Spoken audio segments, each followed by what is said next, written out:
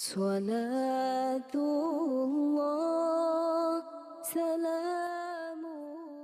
Bismillahirrahmanirrahim. Assalamualaikum warahmatullahi wabarakatuh.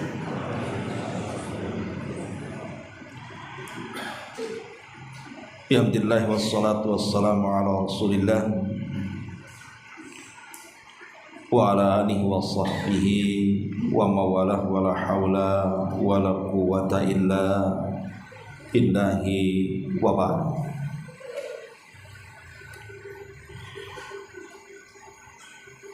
Alhamdulillah, segala puja dan puji hanya milik Allah subhanahu wa ta'ala.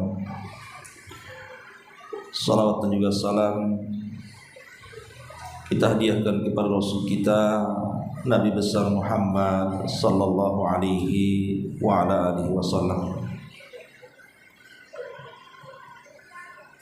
Hadirin dan hadirat yang dimuliakan Allah subhanahu wa ta'ala, alhamdulillah di malam hari ini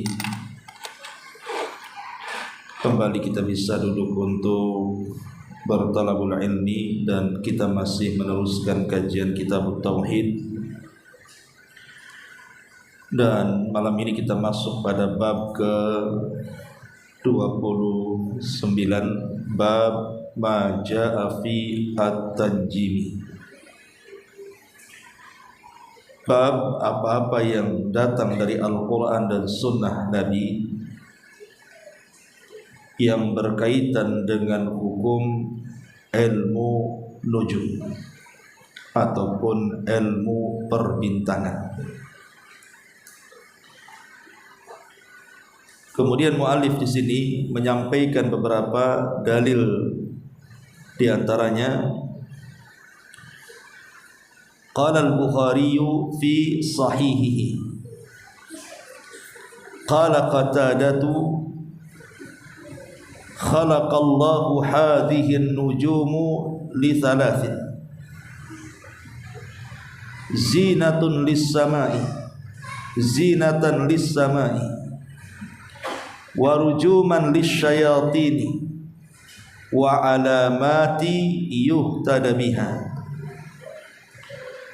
faman ta'awwala fiha ghaira dhalik akhta'a wa adha'a nasibahu wa takaffala ma la ilma lahu bihi. Berkata Imam Bukhari dan juga berkata Imam Qatadah bahwa Allah subhanahu wa ta'ala menciptakan bintang-bintang ini untuk 3 hikmah: sebagai hiasan langit, sebagai alat pelempar syaitan, dan sebagai tanda untuk petunjuk arah dan yang lainnya. Maka barang siapa yang berpendapat selain hal tersebut, maka ia telah salah dan menyia-nyiakan nasibnya serta membebani dirinya dengan hal yang di luar batas pengetahuannya. Kemudian juga pengarang mengatakan wa kariha Qatadatu ta'alluma manazilil qamari walam yurakhis Ibnu Uyainah fihi dzakarahu harbun anhuma wa rukhisa fi ta'allumil manazili Ahmad wa rakhasa fi ta'allumil manazili Ahmad wa Ishaqu wa an Abi Musa qala qala Rasulullah sallallahu alaihi wasallam thalathatun la yadkhulul jannah mudminul khamri wa musaddiqun bis-sihri wa qati'ur rahim. Rawahu Ahmadu wa Ibnu Hibban fi sahihihi. Sementara tentang mempelajari tata letak peredaran bulan, Imam Qatadah mengatakan makruh, sedangkan Ibnu Uyainah tidak membolehkannya, seperti yang diungkapkan oleh Al-Harb. Harb itu muridnya Imam Ahmad dari mereka berdua. Tetapi Imam Ahmad memperbolehkan hal tersebut. Kemudian Abi Musa al-Ash'ari menuturkan bahwa Nabi SAW bersabda, 3 orang yang tidak akan masuk ke dalam surga: pecandu khamr, orang yang memutuskan hubungan kekeluargaan, dan orang yang percaya dengan sihir. Taib ma'asyiral muslimin wal muslimat rahimani wa rahimakumullah. Bab ini pengarang ingin menjelaskan kepada kita tentang hukum seputar ilmu nujum.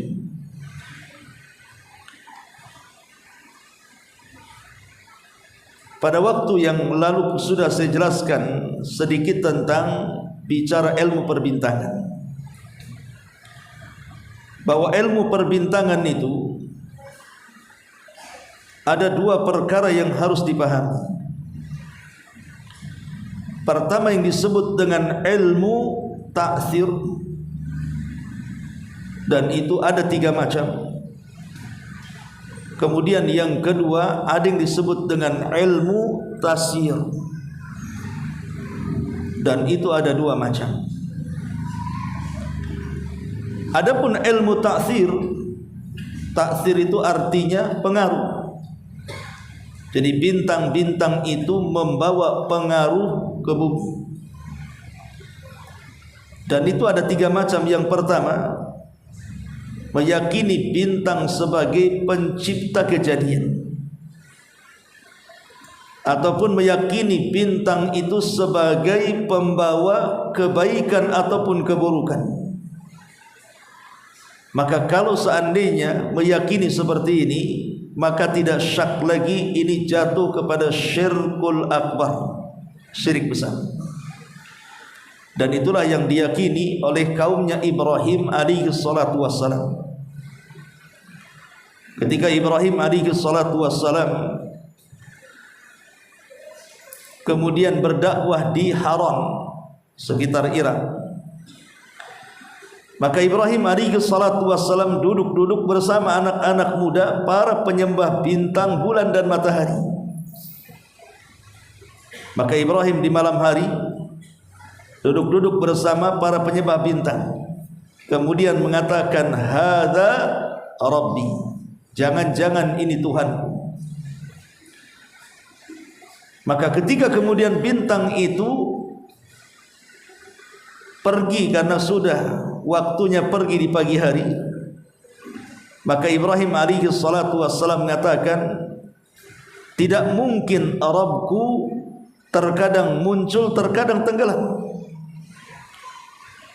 Maksudnya Ibrahim ingin mengingkari peribadatan kaumnya yang diantara mereka ada yang menyembah bintang-bintang, di mana mereka meyakini bahwa bintang itu sebagai pencipta kebaikan, pencipta keburukan, atau pencipta kejadian-kejadian, peristiwa-peristiwa yang ada di bumi. Kalau sampai diyakini seperti ini, maka ini masuk pada syirkul akbar, syirik besar.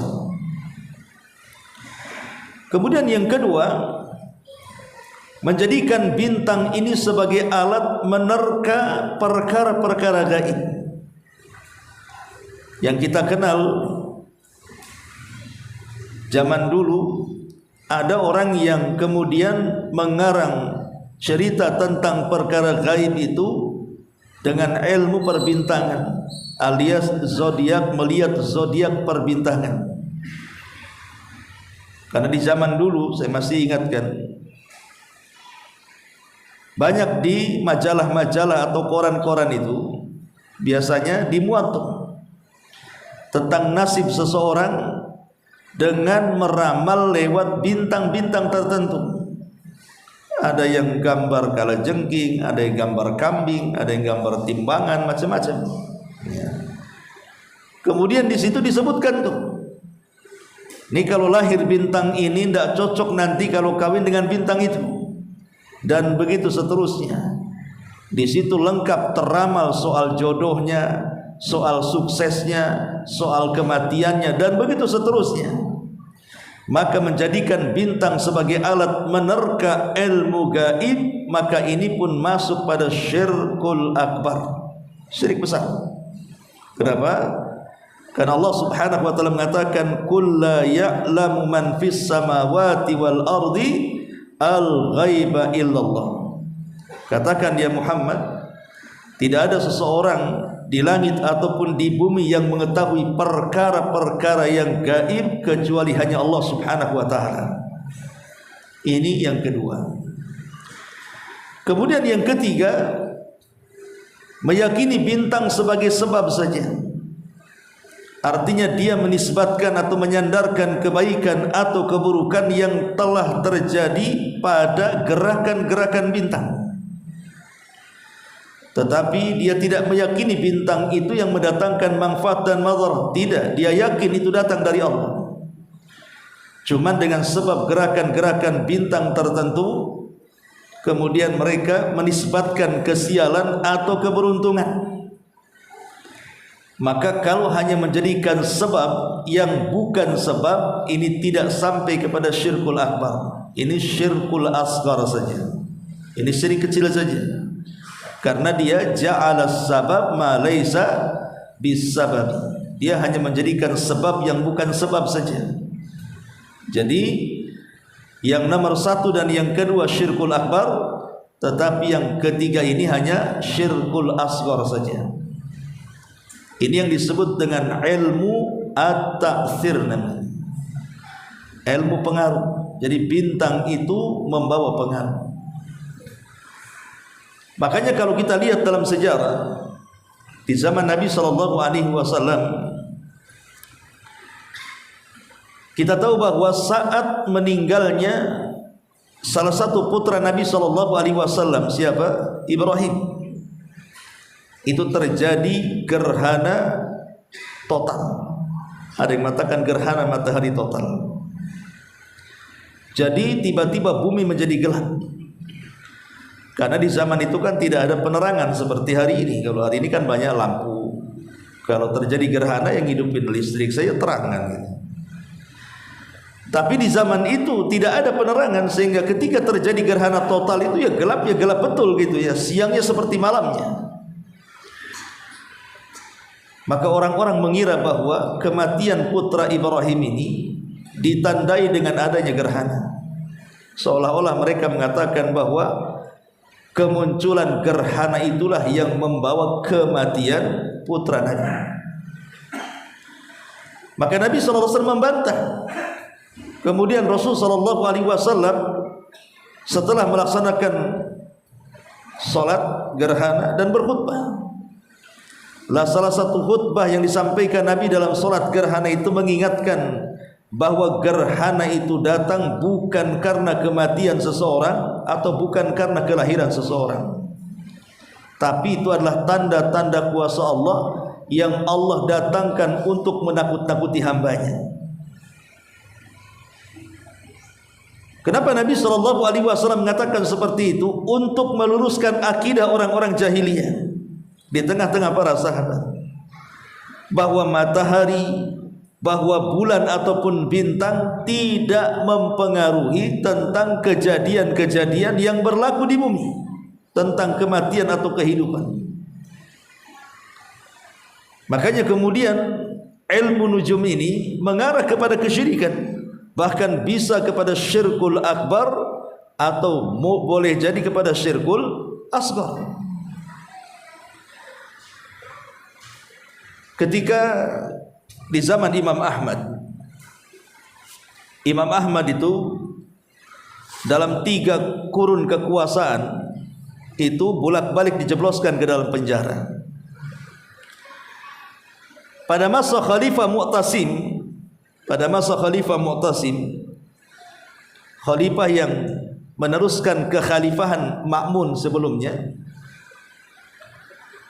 kita tahu bahwa Imam Ahmad itu tersiksa pada saat kepemimpinan dipegang Khalifah Mu'tasim. Betul-betul disiksa habis-habisan supaya mengatakan Al-Quran makhluk. Bahkan didebatkan dengan Ahmad ibn Abi Du'ad. Bahkan Ahmad ibn Abi Du'ab meminta kepada sang khalifah agar Imam Ahmad dieksekusi mati. Tapi sang khalifah Mu'tasim ketika itu berfikir, karena bagaimanapun murid-murid Imam Ahmad itu banyak, ada di mana-mana. Kalau sampai dibunuh bisa kacau negara. Jadi di saat Khalifah Mu'tasim itu berkuasa, ada satu kota yang disebut dengan Amuriyah. Kota itu dekat Ankara. Ankara itu ya ada di Turki sana. Yang sekarang itu ya dekat Ankara, dulu namanya Amuriyah. Itulah kota yang merupakan benteng terkuat dari kerajaan Romawi. Jadi di kota Amuriyah inilah ada seorang wanita yang dilecehkan kehormatannya.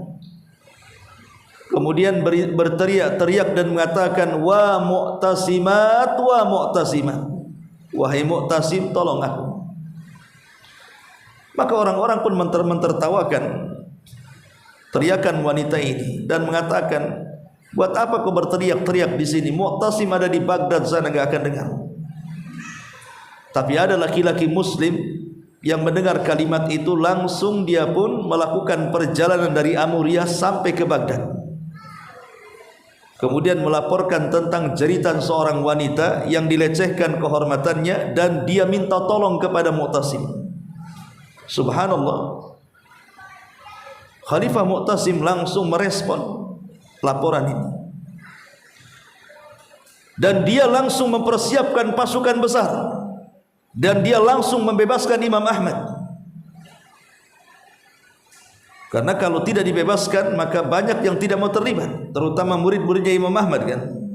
Jadi sengaja dibebaskan Imam Ahmad supaya murid-muridnya ikut terlibat dalam peperangan. Akhirnya bergeraklah pasukan yang dipimpin Khalifah Mu'tasim menuju Amuriyah. Lah saat itu terjadi di bulan Safar.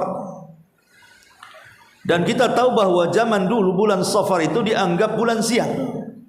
Kalau zaman sekarang mungkin bulan apa? Bulan Muharram lah ya. Masih ada bulan-bulan Muharram itu kalau di zaman sekarang yang menganggap bulan sial. Kalau dulu kan disebut bulan Safar. Makanya Rasul mengatakan tidak ada Safar. Artinya tidak ada bulan Safar yang sial.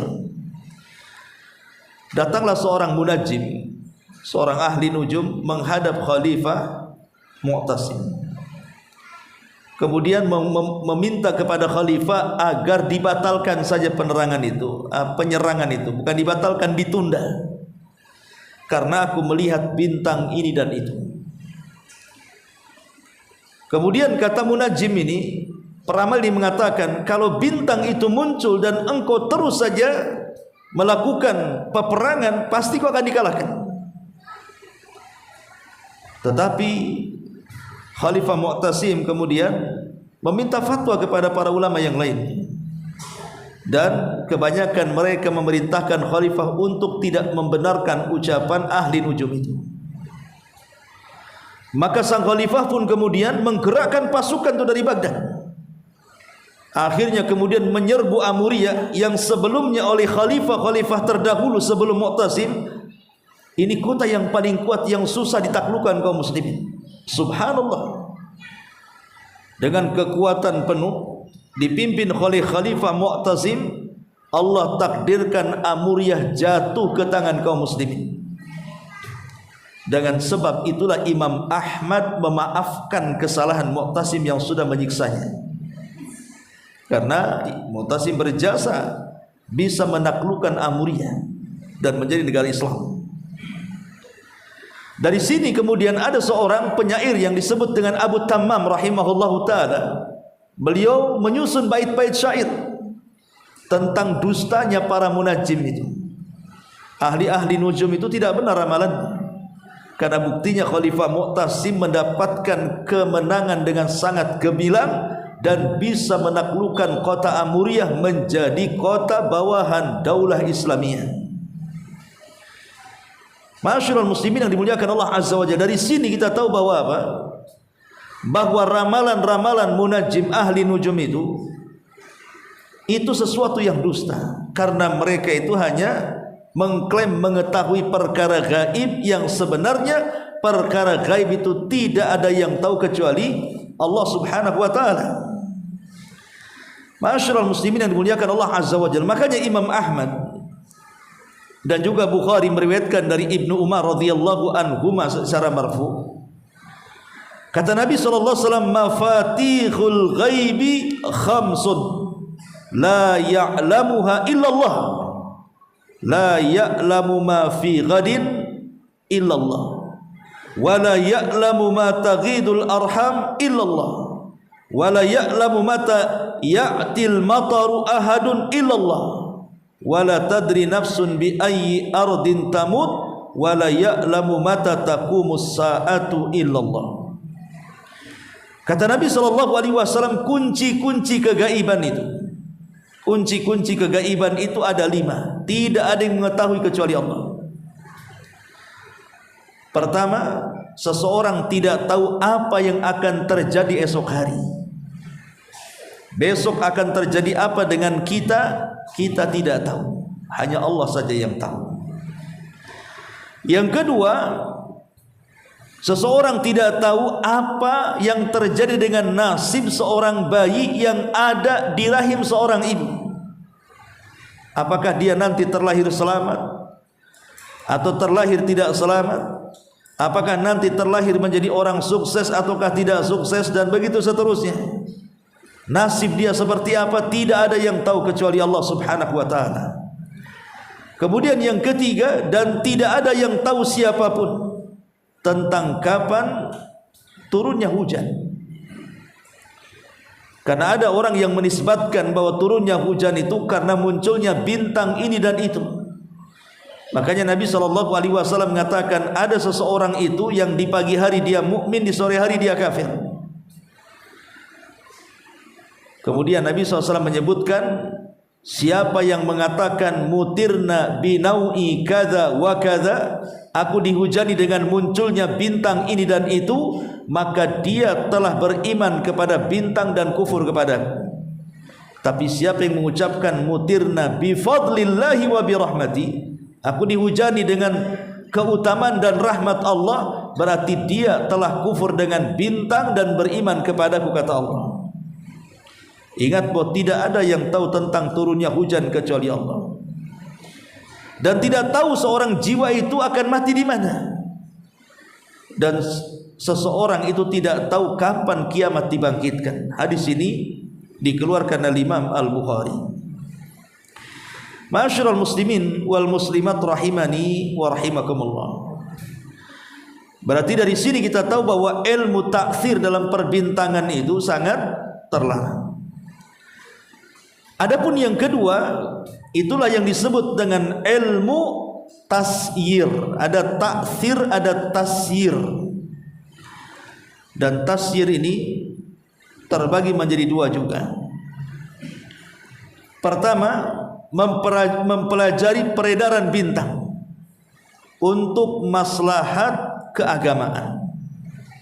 Maka boleh jadi ini sangat dianjurkan, karena kan manfaatnya itu untuk peribadatan keagamaan kita, seperti mengetahui arah kiblat di mana, kemudian waktu-waktu sholat, dan begitu seterusnya, tidak ada masalah. Ataupun mempelajari peredaran bintang untuk maslahat kehidupan dunia, yang kita kenal kalau sekarang ini kan BMKG istilahnya, yang kemudian meneliti apakah akan terjadi gempa atau tidak, tsunami atau tidak, gunung meletus atau tidak. Maka hal-hal yang seperti ini tidak ada masalah, karena itu bicara tentang tasyir, bukan taksir. Ya, jadi digunakan hanya untuk kemaslahatan agama atau kemaslahatan dunia. Yang tidak boleh itu tadi yang disebut dengan ilmu taksir, ilmu yang meyakini bahwa ada pengaruh tertentu dalam bintang-bintang tertentu yang mempengaruhi kejadian dan peristiwa yang ada di bumi. Inilah yang kemudian haram, bahkan sampai kepada tingkat kesyirikan. Ma'asyiral muslimin wal muslimat rahimani wa rahimakumullah. Kemudian di sini pengarang atau Syekh Muhammad ibn Abdul Wahhab rahimahullahu taala menukilkan tentang beberapa fungsi daripada bintang. Qala al-Bukhari fi sahihihi qala Qatadah khalaqallahu hadhihi an-nujum li thalathin. Imam Bukhari meriwayatkan dalam sahihnya, berkata Imam Qatadah, Allah Subhanahu wa taala menciptakan bintang-bintang itu karena untuk 3 fungsi. Jadi bintang itu diciptakan oleh Allah Subhanahu wa taala karena 3 fungsi. Pertama, sebagai penghias langit. Zinatan lis-sama, sebagai penghias langit. Makanya Allah Subhanahu wa taala berfirman dalam surah Al-Mulk ayat 5, "Walaqad zayyana as-samaa'a ad-dunya bimasabiha wa ja'alnaha rujuman lisyayatin." Sungguh kami telah menghiasi langit-langit yang sangat dekat dengan kita dengan berbagai macam bintang-bintang yang bertaburan di atas sana. Makanya kalau kita lihat terutama di awal-awal bulan yang tidak ada bulannya, awal-awal bulan kan belum muncul tuh bulan tuh. Kalau seandainya cuaca terang dan bintang itu bertabur di atas sana, itu rasanya langit itu sangat indah sekali. Kalau kita melihat ke langit, kemudian langit bertabur dengan bintang, itu sangat indah langit itu. Makanya kalau kita lihat di putkot itu kan banyak lampu-lampu bersera-sera itu. Boleh jadi itu kan niru langit itu. Niru langit, akhirnya dibuatlah lampu-lampu lampion itu. Nah, dari sini kita tahu bahwa langit diciptakan oleh Allah Subhanahu wa taala itu untuk menghiasi langit. Bintang itu diciptakan untuk menghiasi langit. Coba kalau seandainya bintang itu menghilang di langit, kemudian cuaca menghitam, itu kadang-kadang kita was-was itu. Apa yang akan terjadi? Akan hujan tuh apa? Kita tidak tahu kan. Pokoknya kalau sudah langit gelap, tidak ada bintang, itu sudah was-was kita ini. Kemudian yang kedua, Nabi SAW mengatakan warujuman lisyayatin, sebagai pelempar daripada syaitan. Sebagaimana Allah menyebutkan dalam surah Al-Jin ayat 9, Allah mengatakan wa anna kunna naq'udu minha maqa'ida lis-sam'i faman yastami'il ana yajid lahu shihaban rasada. Dan sungguh kami dahulu dapat menduduki beberapa tempat di langit itu untuk mendengar berita-berita. Tetapi sekarang barang siapa yang mencoba mendengarkan berita-berita itu, tentu akan menjumpai panah-panah api yang akan mengintai dan membakar mereka. Dahulu di zaman sebelum diutusnya Nabi SAW, jadi di awan itu banyak pos-pos yang dibuat oleh kalangan jin yang jahat. Jadi jin itu di atas awan membuat sarang-sarang atau pos-pos untuk berkumpul mereka. Dari atas awan inilah kemudian mereka pun berusaha untuk naik ke langit dengan cara satu jin dengan jin berikutnya saling menopang, seperti orang yang sedang memanjat pinang atau panjat pinang, begitulah ya. Jin satu dengan jin yang lainnya terus sampai ke langit pertama. Ketika sudah mendekati langit pertama, langit dunia, maka jin yang paling atas berusaha untuk mencuri dengar apa sih yang sedang dibicarakan para malaikat di langit dunia itu. Maka apabila kemudian mereka mendengar beberapa tugas yang ditugaskan Allah kepada malaikat yang ada di langit dunia untuk membuat peristiwa-peristiwa di bumi, entah mungkin akan dibuat gempa, gunung meletus, ataupun akan dibuat subur, akan dibuat banjir, akan dibuat ini dan itu, maka apabila jin yang paling atas itu mendengar, maka mereka langsung mencuri kata-kata malaikat itu, kemudian disampaikan kepada jin yang di bawahnya. Dari jin yang di bawahnya disampaikan ke jin yang di bawahnya, sampai kepada jin yang berada di atas awan itu, di posnya itu. Baru jin yang di atas awan, yang di posnya itulah kemudian turun ke bumi dan membawa ramalan berita, kemudian diperjualbelikan dengan para peramal, dukun-dukun, bomo-bomo dan yang semacamnya. Tapi masalahnya yang namanya jin itu kan pendusta. Jadi setiap jin yang di atas memberikan informasi kalam kepada jin yang di bawahnya, itu selalu ada penambahan kata, sehingga yang tadinya satu kalimat itu bisa menjadi 100 kalimat, di mana satu kebenaran 99 isinya dusta. Itulah yang dijual kepada paranormal dan juga para peramal. Makanya kalau seandainya seorang peramal ketika meramal kok benar ramalannya, itulah yang satu. Tetapi yang 99 ramalannya itu dusta semuanya. Jadi yang satu itu boleh jadi kebetulan, karena hakikatnya para peramal itu para pendusta. Tetapi setelah kemudian diutusnya Nabi SAW menjadi Nabi dan Rasul, maka Allah Subhanahu wa ta'ala tidak menghendaki adanya campur baur antara kalam para jin yang sudah dicampur adukan dengan kedustaan dengan wahyu yang diturunkan Jibril kepada Nabi SAW. Dari situlah Allah Subhanahu wa ta'ala memerintahkan makhluknya berupa bintang-bintang itu untuk mengintai siapapun jin yang ke langit yang mencuri dengar, tembak dengan bintang. Maksudnya dengan gugusan-gugusan meteor itu. Maka sejak itu tidak ada satupun jin yang berhasil naik ke langit. Bahkan sebagian mereka ketakutan untuk naik ke langit. Maka selama Nabi SAW diutus menjadi Nabi dan Rasul, dari sejak awal diutus sampai wafatnya beliau, maka langit terjaga, tidak ada jin yang naik ke sana.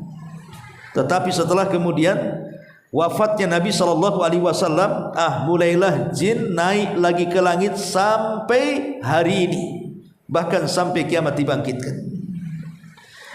Masyaallah muslimin yang dimuliakan Allah Subhanahu wa ta'ala, ini fungsi daripada bintang yang kedua sebagai rujuman lisyayatin, pelempar setan. Kemudian yang ketiga, tanda untuk para musafirin.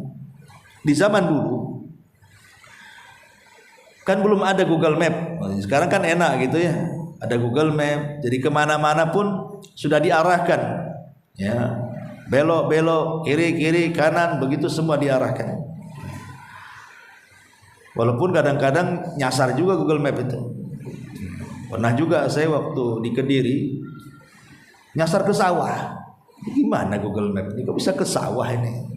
Rupanya dia nyari galengan. Memang betul tujuannya, tapi mungkin cari yang terdekat mungkin Google Map itu. Ada jalan besar, tapi diarahkan ke galengan sawah. Memang betul di situ yang dituju gitu ya. Tapi tidak bisa masuk mobil ya, motor mungkin bisa masuk gitu. Ya ada juga yang nyesatin juga tuh Google Map. Tapi di zaman dulu kan tidak ada Google Map, nggak ada kompas. Zaman baheula tuh mereka itu kalau di siang hari untuk mencari petunjuk jalan, mereka melihat gunung yang menjulang. Tapi kalau di malam hari maka mereka melihat bintang yang bergelapan. Karena saya juga pengalaman gitu waktu mancing di tengah laut itu, zaman dulu itu para nelayan itu mereka kalau pergi dan pulang itu melihat bintang. Jadi mereka kalau pulang, karena zaman dulu tidak ada kompas, dia lihat bintang, itulah diarahkan kapalnya ke situ. Jadi kalau di siang hari tanda perjalanan itu dilihat kepada gunung, tetapi kalau di malam hari maka mereka menjadikan bintang itu sebagai arah perjalanan mereka. Makanya di sini Allah Subhanahu wa taala berfirman dalam surah An-Nahl ayat 15 sampai 16, wa alqa fil ardi rawasiya an tamida bikum wa anharan wa subulan la'allakum tahtadun wa alamatin wa bin najmi hum yahtadun. Dan dia menancapkan gunung-gunung di bumi supaya bumi itu tidak goncang, dan dia menciptakan sungai-sungai dan jalan-jalan agar kamu dapat petunjuk, dan dia menciptakan tanda-tanda petunjuk jalan, dan dengan bintang-bintang itulah mereka dapat petunjuk jalan-jalan itu. Ma'asyiral muslimin yang dimuliakan Allah Subhanahu wa taala, maka dari sini kita tahu bahwa fungsi bintang ini hanya ada 3, tidak ada yang keempatnya. Hanya ada 3 saja, tidak ada yang keempatnya. Selain kemudian memahami fungsi bintang lebih daripada 3, maka bisa jatuh kepada kesyirikan, seperti masuk kepada ilmu ta'thir. Kemudian Syekh Muhammad bin Abdul Wahhab melanjutkan kata-katanya. Beliau mengatakan, wa kariha Qatadatu ta'allum manazilil qamar walam yurakhis Ibnu Uyainah fihi dzakarahu harbun anhuma wa rakhasa fi ta'allumil manazili Ahmad wa Ishaq. Kata beliau, sementara tentang mempelajari tata letak peredaran bulan, Imam Qatadah mengatakan makruh, bahkan Ibnu Uyainah mengatakan tidak boleh. Ini yang dinukilkan Al-Harb dari keduanya. Tapi Imam Ahmad memperbolehkan hal tersebut, maksudnya kalau yang dimaksud untuk mempelajari perbintangan itu dalam rangka ilmu tasyir, bukan ta'thir yang dibolehkan Imam Ahmad itu. Kalau ta'thir tidak boleh ya. Kemudian beliau membawakan dalil dari Abi Musa al-Ash'ari radhiyallahu an, Nabi SAW mengatakan salasatun la yadkhulunal jannah, salasatun la yadkhulunal jannah, mudminul khamri wa musaddiqun bisihri wa qati'ur rahimi. 3 orang yang tidak akan masuk surga. Pertama pecandu khamar, yang kedua membenarkan sihir, dan yang ketiga memutus silaturahim. Kalimat tidak akan masuk surga bukan berarti kemudian mereka masuk neraka dan dikekalkan di dalamnya, tidak. Maksudnya mereka tidak akan masuk surga awaliyan, tidak akan masuk surga pada gelombang pertama, karena mereka harus mampir dulu di neraka untuk dibersihkan dosa-dosanya. Tetapi kalimat ini la yadkhulul jannah, dari 3 perkara ini maksudnya adalah yang pertama yang berkaitan dengan ilmu nujum saja. Kalau itu memang tidak akan masuk surga sama sekali. Musaddiqun bisihri, orang yang membenarkan sihir. Tetapi orang yang memutus silaturahim, atau orang yang mereka kecanduan khamr, maka mereka ada kesempatan masuk surga, karena mereka tahta masyiatillah, di bawah kehendak Allah. Kalau Allah mau Allah ampuni, kalau Allah mau Allah azab dulu, baru Allah ampuni. Tetapi khusus kepada musaddiq bisihri, orang yang membenarkan sihir, inilah yang dimaksud hadis ini, la yadkhulul jannata, tidak akan masuk surga selamanya. Kalau mereka sampai meyakini sihir itu dan masuk dalam kategori syirkul akbar. Jadi musaddiq bisihri, membenarkan sihir itu bukan berarti membenarkan adanya sihir. Kalau membenarkan adanya sihir, ya memang wajib kita harus meyakini memang sihir ada. Tetapi maksud di sini membenarkan sihir di sini maksudnya ucapan-ucapan tukang sihir yang membawa kedustaan, sok mengklaim ilmu gaib kemudian kita benarkan, itu maksudnya di sini. Seperti hadis Nabi SAW mengatakan, man ataka hinan au arrafan fasa'ala an syai'in fasaddaqahu faqad bari'a an syariati Muhammadin sallallahu alaihi wasallam. Barang siapa yang datang ke kahin ataupun ke tukang ramal kemudian bertanya sesuatu, bukan hanya bertanya saja, dia pun membenarkan jawabannya, maka dia telah berlepas diri dari syariat Muhammad sallallahu alaihi wasallam, alias keluar dari Islam. Itulah maksud membenarkan sihir di sini. Maksudnya membenarkan tukang-tukang ramal, tukang-tukang sihir, padahal berita mereka itu hanya pengklaiman saja. Mereka tidak ada yang tahu yang gaib. Yang tahu gaib itu cuma Allah Subhanahu wa taala. Kalau sampai bertanya kemudian membenarkan, dia bisa keluar dari Islam. karena hukumnya bukan syirik kecil tapi sudah masuk pada syirkul akbar, syirik besar. Maka jangan pernah datang ke dukun, mengantar orang ke dukun saja jangan. Pamannya Anda ini selaku tukang ojek atau supir driver atau apa gitu kan, ada yang minta diantar, tolong antarkan saya ke peramal ini itu, Anda usah. Takutnya ketika itu Anda dibawa masuk ke dalam ruangan tukang ramal, iseng-iseng nanya. Saya mau nanya saja sih, ya, umpamanya kan, umur saya ini masih panjang atau sudah pendek umpamanya kan. Dukun ini diam saja. Tapi dengan pertanyaan antum, sholat antum 40 hari sudah ditolak. Kalau seandainya kata peramal 10 hari lagi kayaknya, berarti sudah kufur kan tuh. Karena apa? Udah bertanya, dijawab, membenarkan lagi, itu sudah kufur itu ya. Jadi ilmu nujum ini adalah ilmu yang sangat bahaya sekali bagi akidah kaum muslimin, sehingga kemudian para ulama sangat memberikan peringatan-peringatan keras ya. Dan juga hadis-hadis Nabi SAW banyak tentang masalah ini. Salah satunya adalah hadis Nabi SAW dari Anas ibn Malik radhiyallahu an, akhafu ala ummati ba'di haslatain. Kata Rasul, aku khawatirkan terjadi kepada umatku sepeninggalku dua perkara. Takdziban bil qadari, orang yang mendustakan takdir. Wa imanan bin nujumi, dan orang yang beriman kepada bintang. Kemudian juga disebutkan dari riwayat yang lain, riwayat Abbas ibn Abdul Muttalib, dia mengatakan Rasulullah SAW bersabda, laqad taharallahu hadhil jazirata minasyirki ma lam tudhillahum an-nujum. Sungguh Allah sudah membersihkan negeri ini dari kesyirikan selama mereka tidak disesatkan oleh bintang-bintang. Kemudian juga dari Ibnu Umar secara marfu, Rasul mengatakan, ta'allamu minan nujum ma tahtadu bihi fi dhulumatil barri wal bahri thumma tahu.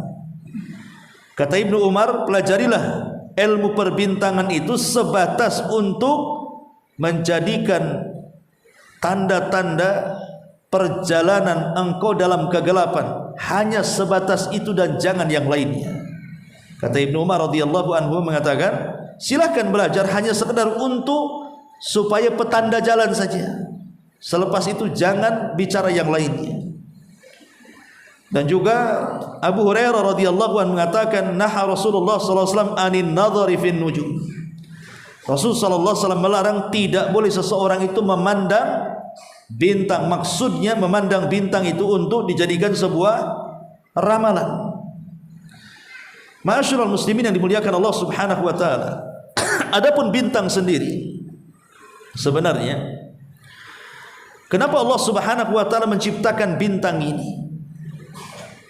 Allah Subhanahu wa taala mengatakan dalam surah Ad-Dukhan ayat 38, Allah mengatakan, "Wa ma khalaqnas sama wal arda wa ma bainahuma la'ibin ma khalaqnahuma illa bil haqq walakinna aktsarahum la ya'lamun." Dan tidaklah kami ciptakan langit dan bumi dan yang ada di antara keduanya. Yang antara kedua langit dan bumi ya maksudnya bintang-bintang ya. Artinya tidaklah kami ciptakan langit dan bumi dan apa yang di antara keduanya la'ibin, main-main. Ma khalaqnahuma illa bil haqq. Tidaklah kami ciptakan keduanya kecuali dengan kebenaran. Walakin, akan tetapi, walakinna aktsarahum la ya'lamun, tapi kebanyakan mereka tidak tahu. Dari sini kita tahu bahwa tidak ada satupun ciptaan Allah itu yang sia-sia. Semua ada manfaatnya, termasuk juga penciptaan bintang itu ada manfaatnya. Diketahui hikmah ataupun tidak diketahui, yang jelas bahwa bintang-bintang itu membawa manfaat bagi manusia. Sudah. Subhanallah bihamdika, asyhadu an la ilaha illa anta, astaghfiruka wa atubu ilaik. Allahu ta'ala alam. Assalamualaikum.